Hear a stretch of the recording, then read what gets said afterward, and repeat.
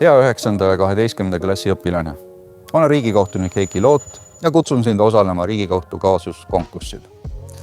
Konkursil on sul võimalik asetada end kohtuniku rolli ja pakkuda oma lahendus ühele juhtumile nii, nagu nad õigusemõistja ette satuvad. Sul on võimalik valida 3 kaasuse vahel: tsiviil-, haldus- ja karistusõigus. Võistlustöö võid esitada 2 viisil.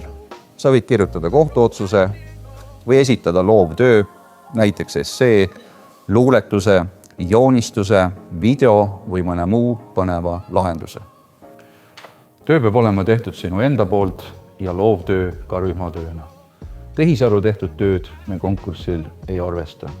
Kõige olulisem on, et lahendus lähtuks sinu õiglustundest ja väärtushinnangutest ning põhineks Eesti Vabariigi põhiseadusel.